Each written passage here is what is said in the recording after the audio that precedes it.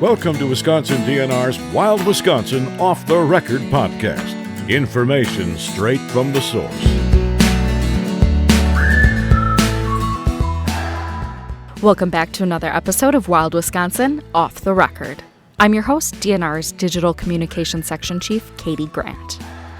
This year, many of Wisconsin's residents have found themselves connecting with our natural resources more than ever before. Many of our state parks had lines of people waiting to get in this summer. Overall, the parks saw 15% more visitors in 2020 than in 2019, and fishing license sales were up 21%. As the leaves start to crunch and the mercury drops, we're seeing another interesting trend. As of 10 days before the start of this year's gun deer season, sales of gun deer licenses are up 9% over 2019. Whether they're new hunters or people who just took a couple years off, we're certain these hunters will find something unique to enjoy in the experience that is hunting in Wisconsin. On today's episode, we spoke with a couple of hunters. One who got into the sport within just the last couple years, and one who has been doing it pretty much his entire life, to learn more about what makes deer hunting in Wisconsin so special. Though our two guests come from different backgrounds and have different experience levels, one thing is clear: they are passionate about hunting. So sit back and listen in to hear their stories. First up is Carissa Freeh. Yeah, hello. My name is Carissa Freeh. I am currently a wildlife biologist for Pheasants Forever, and I work in central Wisconsin. Prior to my job with Pheasants Forever, I held a couple different positions with the Wisconsin Department of Natural Resources in the wildlife health section, and then as a field biologist up in Merrill, Wisconsin. How long have you been hunting for? I began actually hunting, I believe, in about 2014. My first hunt was, actually kind of unique. It was a mentored raccoon hunt. Very cool. Tell us a little bit how you ended up going on a mentored raccoon hunt. Sure. So I went to college at UW-Madison, and after a little bit of soul searching, ended up majoring in wildlife ecology, and just absolutely fell in love with the major and my peers. And I actually didn't have a hunting background growing up. My immediate family did not hunt, and some of my uncles and distant relatives who did were not living in Wisconsin, so I just was really never exposed to it. And in one of my college courses, it was just highly recommended that, those of us going into the field of wildlife management to at least just take a hunter safety course, with hunters being such a, big stakeholder and important in the conservation world. They just thought it would be really important for us, in our careers moving forward, that we understood kind of that hunting heritage that's so rich in Wisconsin. So that was kind of my intention. So I took hunter safety for that reason. And afterwards was still, very interested in hunting. And shortly after finishing my course, I started getting some emails and saw some flyers of Learn to Hunt courses that the DNR was hosting. And it just so happened that the first one I saw in a weekend that was available to me was a Learn to Raccoon Hunt course.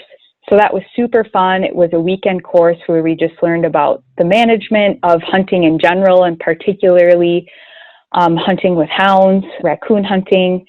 And I was successful in the mentored hunt and harvesting my first ever animal, which was a raccoon, and really just fell in love with the camaraderie and the people just being so willing to teach and share, and particularly fell in love with dogs. Because of that, I now have my own hound and do a little bit of bird hunting as well, and deer hunting and turkey hunting, but it all really just kind of started with that first mentored hunt. So tell me about how you went from small raccoons to hunting something big like deer. So after my first Learn to Hunt class, I just really wanted to learn more. And I think what really sparked the next step in particularly hunting deer was the motivation of food. And so the next Learn to Hunt course, again, that I actually took through the DNR was a Learn to Hunt for Food class that was targeted around deer hunting. And this was a longer course. I think it ran a couple months, and we would meet and have class, and it was much more in depth of a course because instead of, some of our standard like youth hunts where a lot of the youth that maybe attend have family members that have already exposed them to, what to look for when hunting deer, or the equipment you need, or even how to properly butcher a deer. This class was really geared towards more of those adults who had the interest and motivation to hunt for sustainable meat.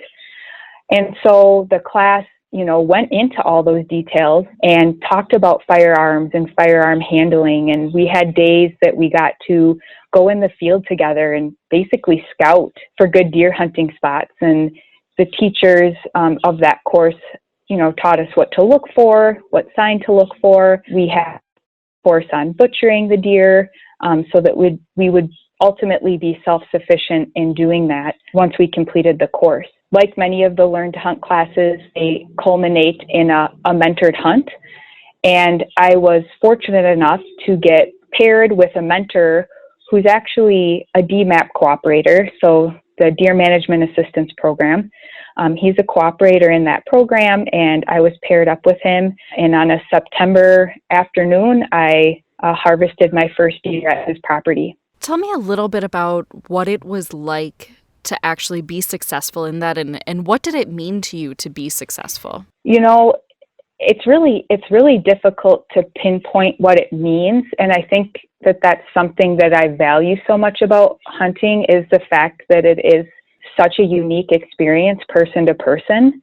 It's incredibly hard to describe. Like, there are some tangible things that I can take away of why I enjoy hunting and continue to do it, and some that are a little bit less tangible and I guess hard to communicate.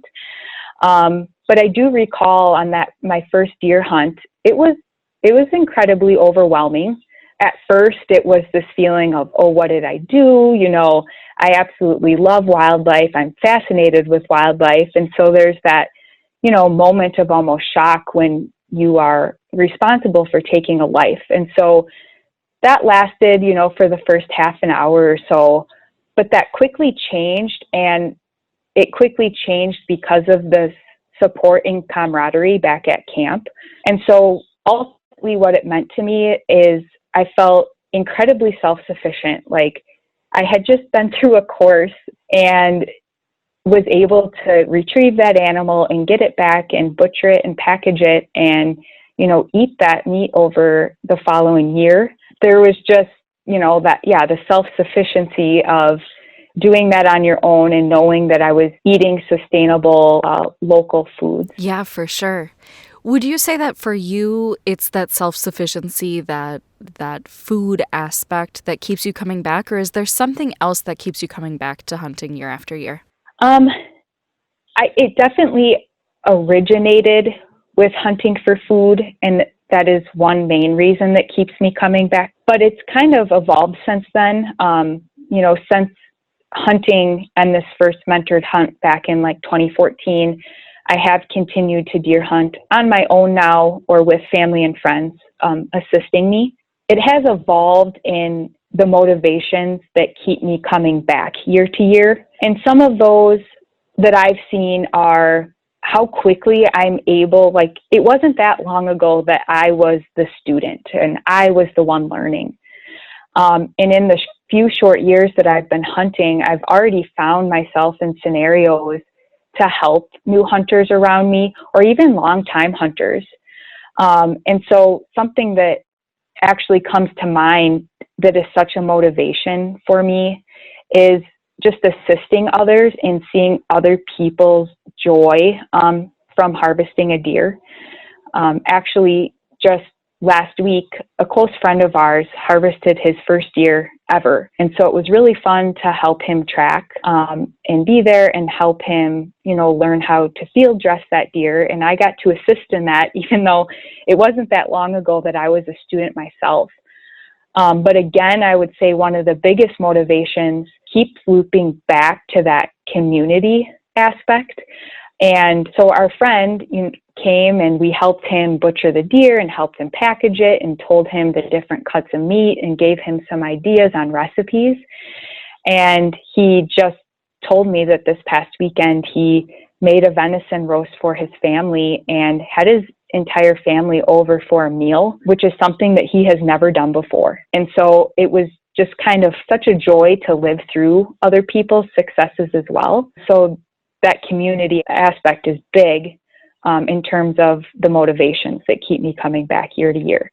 In my first few years of hunting, it definitely has evolved. And I was thinking about this a little bit, and it's kind of a strange motivation, but it is definitely very valid. And that is honestly the mystery behind it. So I was just thinking about this and, like, why am I excited to go out this fall? Why am I excited to get out in the stand? Because just like the years before, the intent is the same, ideally to get some sustainable meat on the table, to ideally have some time with friends and family and share stories, to just be in the natural world. Because I have such a fascination with wildlife, it's just so wonderful to be out there. But one of the best parts is the mystery. Every time you walk into the woods, you never know if you're going to see 0 deer or 10 deer, if you might spot the biggest buck of your life, if you might see a bear or turkeys or other wildlife, maybe the chance at even seeing like an albino deer. So one of the biggest motivations, and I guess what keeps it exciting, is the fact that there's just so many unknowns and there's so much mystery, and every time you walk into the woods, it's just going to be a new experience. That's actually a really cool way of thinking of it that I've never heard anyone express before, so thank you for sharing that. You don't know what you're going to find in the woods. You don't know if you'll be successful, and I think that adds to the challenge and, like you said, the excitement. So very cool. So for you, I know you've talked a lot about the community side of things. What is it like to be a deer hunter in Wisconsin? What does that mean to you? To me, specifically, to be a deer hunter in Wisconsin, it feels like a love of place. I just feel like it is so ingrained in the history and heritage of the people around us now and people many, many, many years before us. And so, yeah, definitely love of place. I just feel like a lot of Wisconsinites in general, and particularly Wisconsin hunters, have this passion for where they live, a passion for where they recreate, this passion for the diversity in the landscapes that are offered in our state. And so it definitely feels like to be a deer hunter, it's just to have a love of home and a love of place. What are you most looking forward to in this 2020 deer season? I know 2020 has been a bit of a crazy time. It's a little bit not what anyone has expected, but what are you most looking forward to this year? Yeah, it is a difficult year. I guess I'll preface that a little bit with the fact that the last 2 years, a group of friends and colleagues of mine created our own little version of deer camp. It's a ladies-only deer camp. Since most of us there didn't start hunting until a little bit later in life, most of us did not grow up, hunting with mom or dad. And so we kind of have this connection in that, we're all ladies, which not as many women are hunters, and we all are more or less relatively new to hunting. And so the past couple years, we had this deer camp where we got together and just the camaraderie, hunting together, helping each other, sharing equipment. But just that time, I just was probably the thing I looked forward to the most in the last 2 years. And so in a normal year, I would say that is, again, what I would be looking most forward to was our ladies' deer camp. And unfortunately, due to the pandemic, we're not going to be able to get together like we have the last couple years. But still, what I'm most looking forward to this season is finding a way for us to get together and enjoy hunting together. We're not quite sure how it might look yet, but what I'm most looking forward to this year is seeing friends I have not seen in a long time, and just celebrating the best time of the year. For sure. I know we've kind of here at the DNR talked about different ways that people can still experience that community, that camaraderie, even if we can't physically get together. And one of the things we talked about, was utilizing those group chats or, I know we're all zoomed out. We spend too much time on the computer, but just, doing a quick FaceTime after someone gets their deer and being able to celebrate that together. So I think it's like you said, it's going to look different, but there are ways to make that happen for sure. So obviously, as you talked about, Wisconsin hunting has been a thing in this state for many years. A lot of our residents have grown up hunting, but we also have a lot of people who have never hunted before, much like you hadn't until recently. What would you say to someone, regardless of age, sex, race, wherever in the state that they're from, if they're on the fence about getting into the woods and giving hunting a try, what advice would you give them? Yeah, if I was giving advice to a non-hunter who may be interested, I guess just kind of reflecting back on my early experience, the advice I would give is there is no expectation. One of my biggest fears when kind of looking down this path and following my interest in learning how to hunt was that I didn't have the equipment.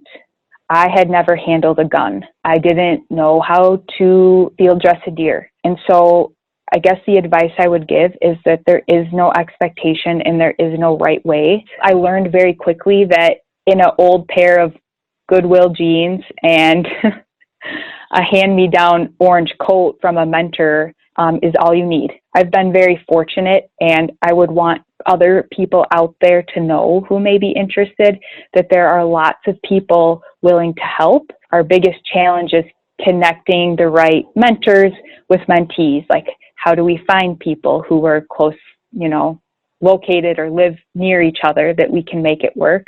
But there's so much help out there. The other thing I would say is there's no expectation with harvesting an animal. In some of my early classes, there was at least one peer of mine that when a deer presented itself for a shot, they weren't comfortable with it. And so my biggest advice is there's no expectations, and just to kind of learn with yourself and go with your gut, and that there are people out there willing to help.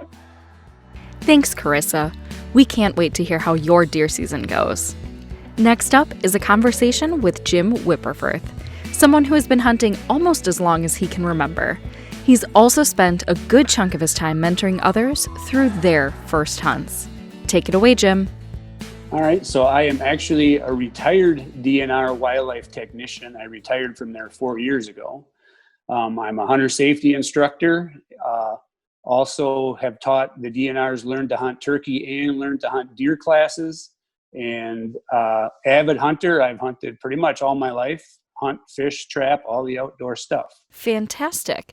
So you said that you've hunted pretty much your whole life. Do you remember how old you were when you first started hunting? Well, when I first legally hunted, you had to be 12 years old. So that's how old I am. So now we can hunt earlier, with the mentored hunting laws, but we didn't have that back then. So when I was 12 years old, I got my first hunting license, and I have had a deer license every year since then. And I've also had small game licenses every year since then. So I'm 61 now, so that's been almost 50 years. There have been a few years in there, for sure. Mm-hmm.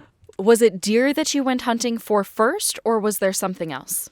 I think back then we all started with small game. So I was a squirrel hunter. I mean, it was when I was 12 years old, I was a squirrel hunter first because that season opened first. That was open early in September or October, and the deer season didn't open until November. And there wasn't as much archery hunting back then as there is now.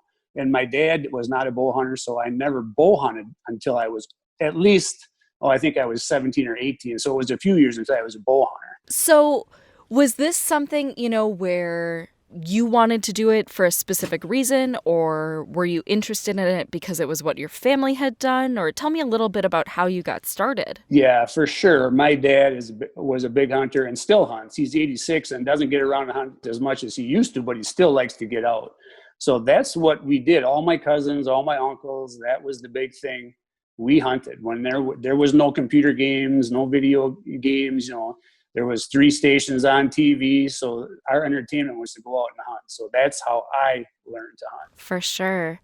Is there a favorite memory that you have from your childhood hunting that you might mind sharing? There are so many, but I will say I can remember my first deer, which was shot actually about half a mile from where I live right now. I can give you every detail of that one. It would be a long enough story, but I shot him. I was driving. My dad and I were driving. It was about lunchtime, and we were driving back to our house. And my mom was out. She always would drive around looking for deer. This is back in the day, and we were in Dane County. And she was parked in the road in front of us and said, a deer just ran across the road right here. And she was excited to see it. So I was 14 at the time, so I could legally hunt by myself. So my dad and I took off across the field, the woods, to get back where we expected that deer to run. And I, of course, being 14, beat my dad back there. And then the deer came running across the field where we expected it to, which never seems to work nowadays. But I remember I shot that deer. So like I say, it was a half a mile from where I live right now. So the first of everything is always one that I remember. So that was my first deer ever. And I think it was a nub buck. It wasn't a big deer, but it didn't matter. When your first deer, doesn't matter if it's a nub buck or a 30 pointer, they're all special. For sure. That's very cool that you have such a fond memory. Do you have another favorite memory from all of your years hunting? I will say I'm a big turkey hunter now. And back in 50 years ago, we didn't have turkeys here. So this is, these are the much more recent memories, but even those are getting to be 25, 30 years old. But one of the best ones is my wife actually shot a turkey, and she is not really a hunter, but she was seeing all the fun we were having. I was taking my nephews out, and she said she would go if it was going to be 70 degrees because she doesn't like the cold weather. So we went and we hunted across the road from where we live now. And we trekked and never heard a turkey. And at that time, you could only hunt till noon. So I think it was 10:30. We were about probably a mile and a half from our house right now, from where we started. And I had 3 or 4 mouth calls and went through all of them. And I had one that never, ever got a turkey to answer it. I figured I got nothing to lose. It's 10:30. We haven't heard a turkey all morning. I put that in, turkey gobbled back at me. And he wasn't very far away, so we set up on him, and he came right in, strutted in front of us, and my wife was sitting just a little bit below me, and she couldn't see the turkey. I could see him plain as day, but she could not get a shot. And finally, I just let the turkey walk away, and then I said, let's circle around and see if we can get a better angle, and maybe he'll come back in. And we snuck around and came back at a different angle, and called, and that turkey came right in, and she shot. That's the only turkey she's ever shot. And it was a 24.5-pound tom, and it was 11:25 or 11:30 when she finally got that bird. And like I said, we could only hunt till noon. So that is a very fond memory of mine. You've been hunting, obviously, for quite some time. You said about 50 years. What is it about hunting in general, and maybe specifically deer hunting, but I think we can talk hunting in general, that keeps you coming back year after year? Boy, that's a really complicated question. It's kind of a drive. If you're a dyed-in-the-wool hunter like I am, and I know quite a few people that are, it's just an inner drive that just keeps me coming back. I think there's so many factors. It's the interaction with the animal. You try to fool their senses, and their senses are, as anybody who hunts knows, pretty sharp. Just the challenge of getting close. I love archery deer hunting because you have to get close, and I'm a traditional guy, so I shoot a longbow, so I really have to get them close. So the camaraderie with hunting with family and friends, that's getting to be more and more of a bigger part of my hunting. I'd rather hunt with somebody, and that doesn't mean necessarily sitting with me if we're going bow hunting, but to get together and then go hunt, get back together, and share stories and share experiences and help each other out. Mentoring new people is more and more important. I just love to do that. I love to see people get their first deer, their first turkey. So many things. Being part of nature, just being outside, watching the seasons change. I've been bow hunting now. It's November, so we've been out since September. So I've seen the leaves go from green and the woods being thick to watching the leaves fall down, turn brown. It's all of a sudden cleared out. animals getting more active now in November. So it's just so many things. So I don't know if it's not easy to explain it, but I can just say that it's a drive. Yeah, I can totally understand that. We've talked to a couple of different people about this, and in my time doing this podcast, I've talked to several different guests about similar things. And that is one thing that always comes up, is that challenge, and that, you don't know what you're going to end up with. So that's very cool. Mm-hmm. It's kind of like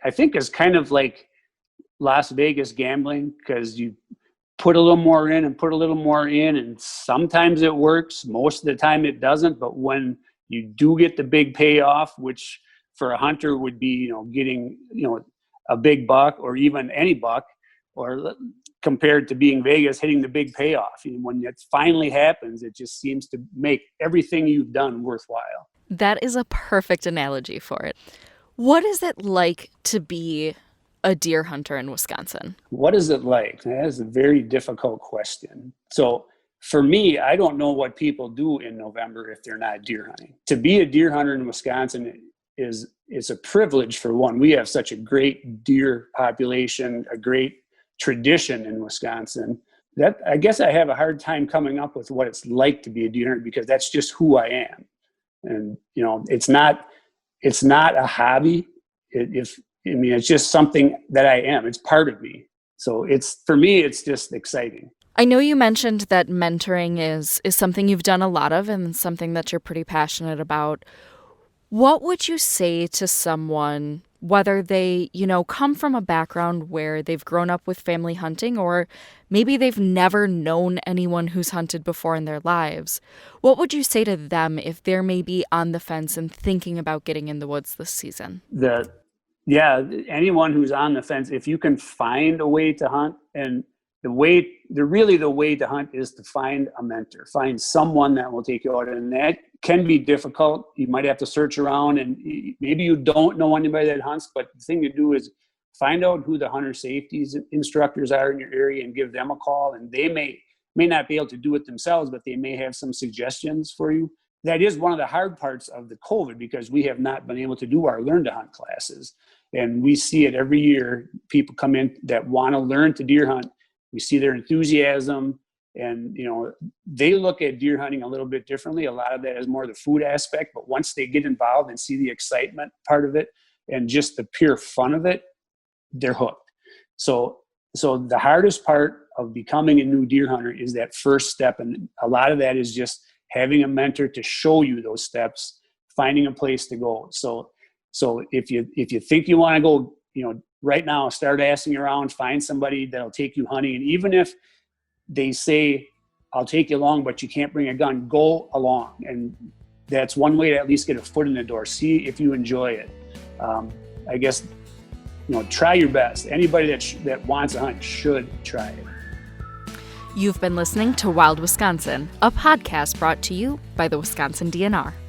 Interested in learning more about hunting in Wisconsin and how you can get started? Send those questions to dnrpodcast@wisconsin.gov, and we'll work with our staff to get you answers. For more great content, be sure to subscribe to Wild Wisconsin wherever you get your podcasts. Leave us a review or tell us who you'd like to hear from on a future episode. Thanks for listening.